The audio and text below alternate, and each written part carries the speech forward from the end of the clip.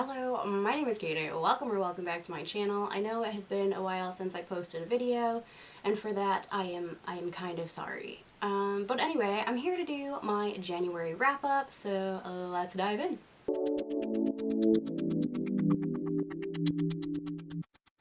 So January was an interesting month. I read more books than I thought I did, and I don't know how that happened because I didn't feel like I was reading hardly at all.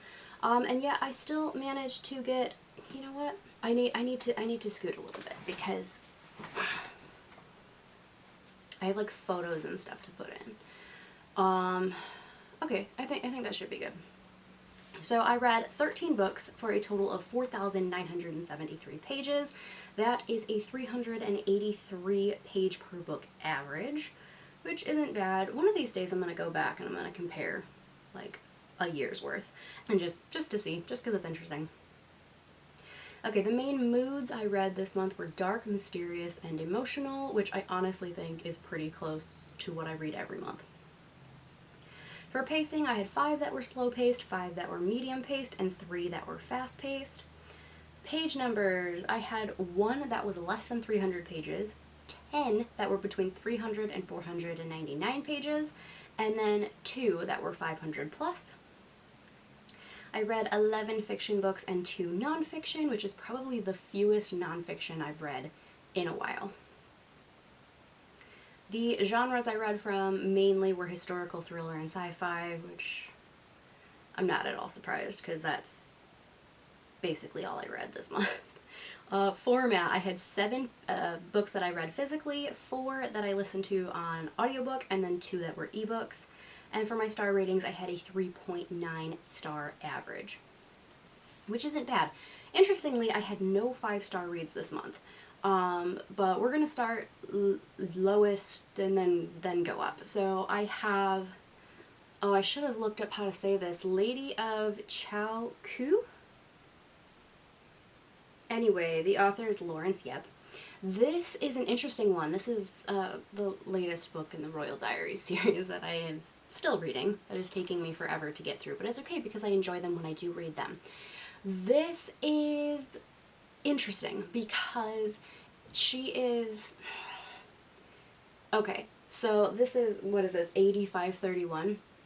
So at this point in time, southern China, like southern modern day China, wasn't actually part of China yet, and this particular princess would not have described herself as Chinese. She was Hsien, H-S-I-E-N, I believe is how it's spelled.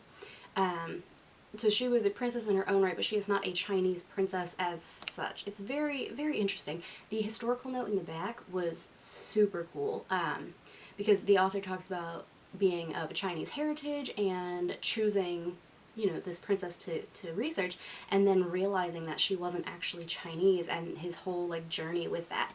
It was really cool. I very much enjoyed reading all the historical aspects. This is a little bit longer than most of them, but I think it's really well done, and it contains a lot of really interesting relationship dynamics because this particular princess has been sent by her father to be educated in a Chinese settlement by a Chinese scholar. And his reason for doing that is because he's hoping she will be an ambassador, more or less, for them. So this was just like a really interesting journey to go on. And I really recommend this one if you haven't read it. Next up, we have a book that I read an e-arc of, so thank you to NetGalley and the publisher for allowing me to read this book for free. This is Friend of the Devil by Stephen Lloyd. I gave this 2 stars. Yikes. So the thing that I'm learning about myself is that I don't actually think I like horror. I always thought I did because gothic is like kind of slotted under horror. And I like gothic, but like true traditional horror, not so much. And my other problem with this book is that it's more of a novella, so it's not nearly long enough to really explore what's happening, and I think that's part of why I didn't get on with it so well. So in Friend of the Devil, our main character is your typical like Vietnam vet who's struggling with substance abuse, and he's working for an insurance company as an investigator. So there is this school and they have this like old rare book that has gone missing, and he goes up there, and it's a very isolated situation. They're like a school on an island, and they have very wealthy students, but it's also kind of like an orphanage of sorts, which is weird. But as he's there, really strange things starts happening. He starts noticing like students disappearing, and it kind of just all goes from there. He learns a lot about what it is that this book contains and why the people in the school are so eager to get it back. It wasn't a bad book as such.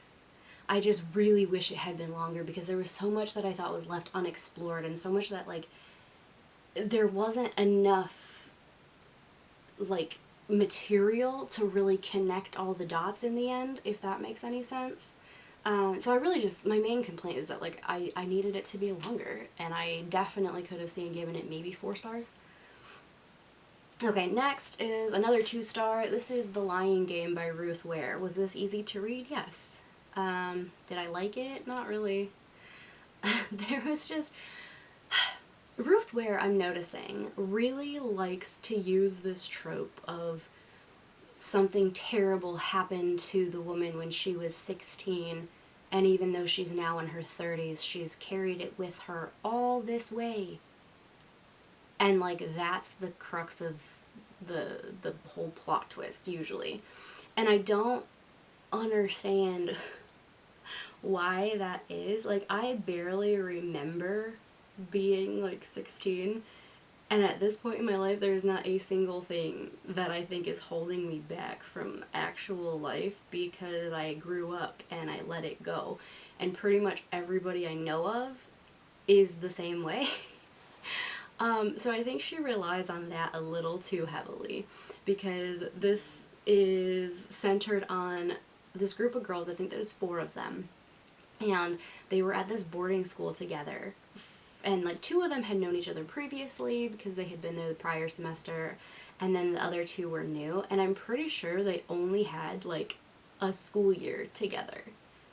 And then they've seen each other periodically through the years, but they have this, like, really strange connection to each other that I don't understand, like, at all. Like, people, they barely even speak, and yet when the one messages that she needs them, they all drop everything and go running. Like, it seems very bizarre to me that such a tight-knit relationship would have formed in such a short time span, that these people would basically walk out on their lives to go help her. Like, it seems really odd. I also don't even buy, like, the whole plot line, to be honest. I was just like, this is stupid. And then there's, like, this certain aspect with our main character and her husband that I just thought was dumb, and I didn't like her for how she was acting. So that is pretty much that, I guess. Definitely probably my least favorite Ruth Ware that I've read. Okay, moving on to a 3-star read, Before She Knew Him by Peter Swanson. This is the story of a woman who is a little, well, she's not really unhinged, but she's on a lot of medication to prevent that. She was, in fact, in her college years, like, there was a lot going on mentally with her, and now she seems to have it under control. She and her husband have just moved into this home, and they meet their neighbor, and she is convinced, after seeing a certain object in his house, that he is a serial killer. I know, it seems a little far-fetched, but just bear with me. So there are several things that I don't like here. One, I kind of am sick to death of our unreliable female narrator who has mental health problems, because I feel like that is just overused. So very overused. Secondly, I don't love Peter Swanson's writing style. So if you get on better with his writing style than I do, you would probably rate this higher than I did. Because I think the story itself is well plotted. I really liked, there's like an aspect of this that definitely turns your traditional thriller kind of on its head, and I enjoyed that a lot. The ending I was kind of so-so about, but I really wasn't expecting it, so I guess points for that. So in an effort not to give too much away because it's a thriller, I'm just going to say that if you have liked Peter Swanson's writing style in the past, I think you'll really like this one. Okay, next up we have a couple of 4 stars. First, I have Once Upon a River by Diane Setterfield. This was a buddy read with Margaret Pennard. I will go ahead and link our live show where we discussed our experience reading this book. Because we dedicated an entire hour to talking about it, I'm not going to go too much in depth here. Essentially, this book takes place at a small town along the Thames, and it is historical fiction, but with like a dash of magical realism. And there's this man who washes up with this small child in his arms. He has definitely been through the ringer, and he stumbles into this inn or lodge, whatever you want to call it. There's a bunch of people drinking there, and he goes in, and the little girl in his arms appears to be dead. Like, everybody is convinced that she is dead, and then she somehow comes back to life, and there are 3 missing girls in the area who it could in fact be, who this child could be. Like, she's a candidate for any of them. So there's a lot going on because we have a lot of different perspectives, we have a lot of different characters, but overall it was just really well. But like, Diane Setterfield is kind of like masterful at crafting a story. So I really enjoyed this. Margaret really enjoyed this. And if you want to hear more in-depth thoughts, spoilery thoughts, because this book is easy to spoil. Very easy to spoil. I will go ahead and link that and you can check it out. The other 4-star read I had was also a buddy read, but this one was with one of my subscribers. Her name is Eden. She is wonderful. We read The Mystery of the Exploding Tooth, Teeth? I think it's just Tooth. And Other Curiosities from the History of Medicine by Thomas Morris. This book was so funny.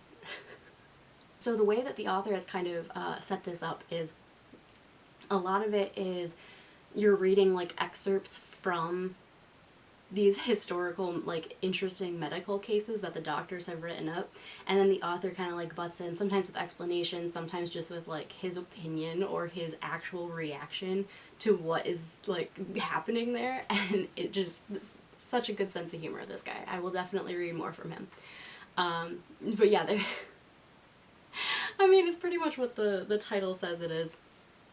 And that it's just weird things that have happened to people. And what I got out of this is that sometimes human beings can be extraordinarily lucky. Like, unbelievably so. But yeah, if you're into like medical books, anything like that, and if you don't have like a very weak stomach, I think you'll probably really enjoy this one. It does get a smidge, I don't want to say graphic, but it can get intensely detailed about medical things from time to time, so reader beware. Okay, next up I have 2 books that were 4.25 stars. I have Heiresses, The Lives of $1,000,000 Babies by Laura Thompson. This book was so much fun. It changes in tone a little bit about halfway through. So she is essentially looking at heiresses throughout the ages and the role they played in society, but also in their family lives, and how being an heiress in a lot of ways is substantially more risky, dangerous, and just straight up harmful to like women than it is to the heir. To be an heir is a lot less stressful and dangerous than it can be to be an heiress at times. She starts back in the early days where heiresses would be kidnapped and forced into marriages because men wanted access to the money. And then she kind of brings it more into modern day as well. So we get a little bit of talk about one of the heiresses to the Hearst fortune, and, you know, things of that nature. We get a lot of, like, Gilded Age, where, what are they called, like, dollar brides or whatever, where they would marry into European royalty because most of Europe was broke at this point, so they would take the influx of cash from an American heiress, and in turn she would receive a title. So we get a lot into that, too. My one complaint, and I actually solved this mystery, Laura Thompson, the author, she does a lot of comparisons with the Mitford family. My issue is that I know in general who the Mitfords are, but not any specifics, and she depended on comparison to them a lot for a lot of things. She was constantly bringing them up. Well, I later watched a documentary on the Mitfords, and this author was in it talking about them because she had written a book about their family. So that does make sense why they came up so frequently in this book. But that's why it ended up with 4 stars for me, because it wasn't a comparison that I could make. And plus, like, the Mitfords really have very little to do with heiresses because they were not exceptionally wealthy. My other 4.25 star was Abaddon's Gate. I'm never quite sure how to say that, by James S. A. Corey. This is book 4, I think, in the Expanse series. It might be 3. Or is it 2? Oh my god, now I need to know. Hold on. Okay, it's book 3. It's book 3. I have it's interesting because we're going to talk about book 2 later because I rated it slightly higher. So yeah, if you don't know, I've been doing a reread of the Expanse series on audio because Jefferson Mays, the audiobook narrator, is phenomenal, and I find them to be so engaging.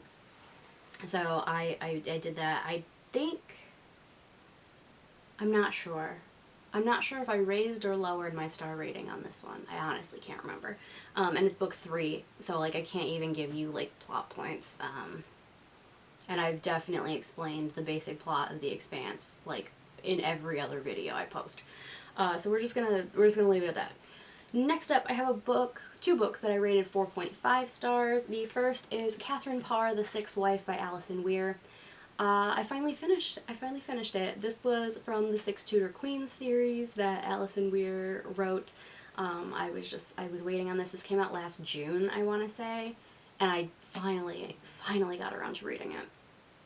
I enjoyed this one so very much. Katharine Parr is one of my favorite of Henry VIII's wives, simply because I just think she handled her situation with such grace. And was she a perfect person? No, but I think she did a lot for Henry VIII's children, and I honestly think she helped him a lot in his final years. So she was just a fascinating character to read from. I really got a different perspective on her 2 marriages that she had prior to wedding Henry VIII, and that was really interesting because I don't feel like that comes up exceptionally often, at least not in the books I've read. Like, it's mentioned, but you don't get a ton of details. You get, she was married to these 2 other guys and they didn't have kids. Like, that's all you get. But, yeah, so I was really happy to kind of explore that a little bit deeper, even in a historical fiction novel, and I really enjoyed this one a lot. My other 4.5 star book was Calibans War by James S. A. Corey. This is book 2 in the Expanse series, and it is in this book that the crew of the Rocinante really starts coming together and binding, I feel like. And what's interesting is this one I had initially given 3 stars to, but then upon the reread, I gave it 4.5. So it's definitely been, like, obviously the book hasn't changed. I've changed. My perspective on things has changed. And I think part of it is I'm just well versed in the sci-fi genre, whereas the first time I read this, I really wasn't. I had read a couple of YA sci-fi series, and then I had read book 1 in the Expanse series, which I also think I gave 3 stars to. So I think a lot of it is just a better appreciation for the genre is what happened. Again, it's book 2. I'm not going to talk that much about it. You're going to be hearing me reading The Expanse for a while because I'm currently reading book 4 of 9, so just hang in there. Okay, next we're on to 4.75 stars. I only have 3 of them, and then we're done. I have The Tsar of Love and Techno by Anthony Marra. This was amazing. I'm actually really sad that I slept on this for as long as I did. It is it's like a collection of short stories, more or less, but they're all kind of interconnected to the original story, which is a Russian censor. Like, he's an artist, and his job within the Communist Party is to disappear people from photos, so, like, to change the narrative or whatever. And he gets this picture of this ballerina, like, she is being lifted in the air, and he is drawn to it. And there's something about it that he doesn't want to erase her. So then we get some perspectives from descendants of that ballerina, and then we get some perspectives from not so much descendants from the artist, but his family.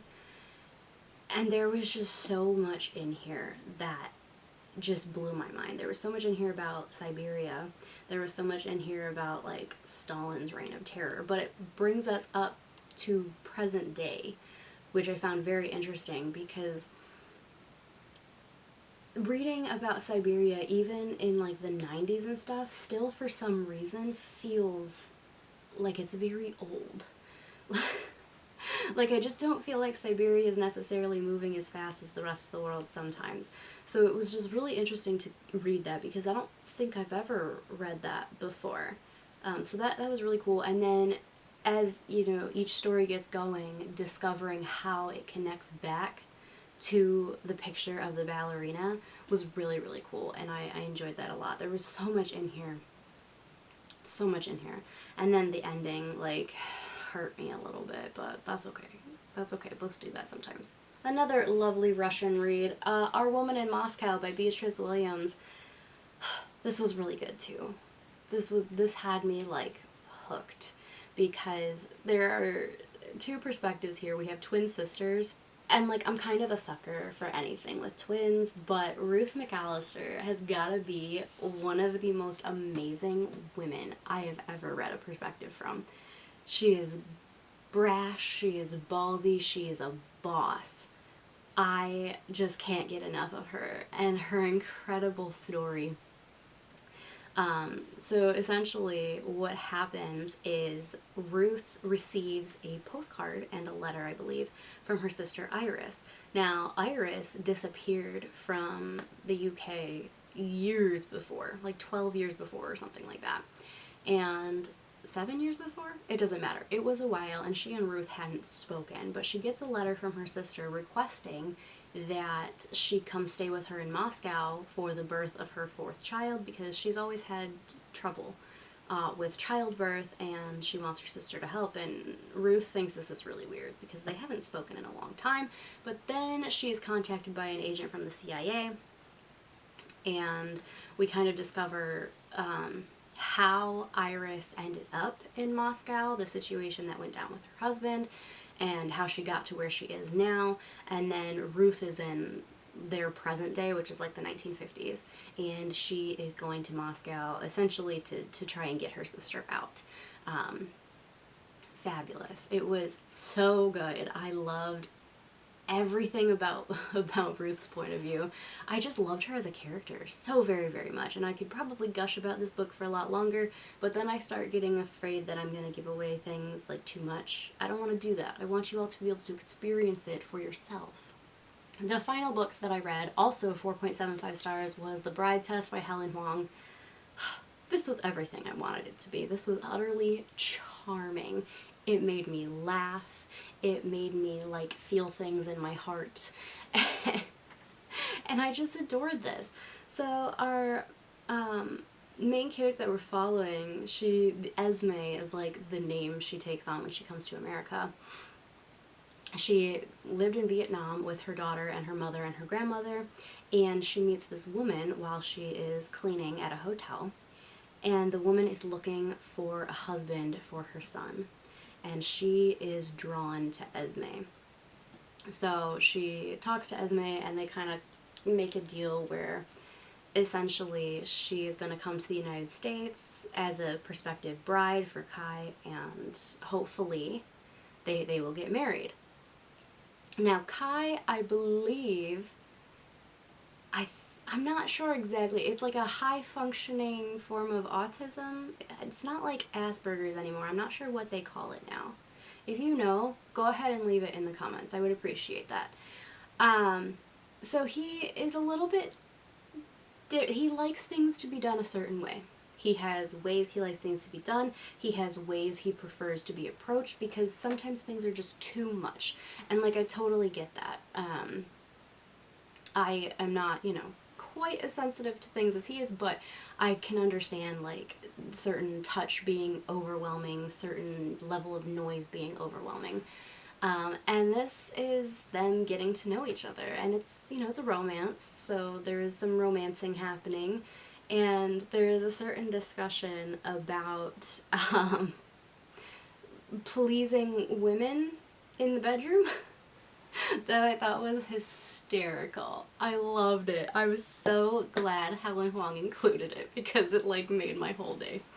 So yeah, I read The Kiss Quotient and I loved that, and I was hoping that I would love this one too, and I definitely did. I highly recommend this. Okay, and those are the books that I read in January. As always, if you've read these books, go ahead, let me know in the comments what you thought of them, and you can feel free to tell me if you had a favorite book in January or a book that you detested in January. I'm always curious. I'm always curious to know these things. Anyway, thank you for watching, and I hope to see you again soon. Bye.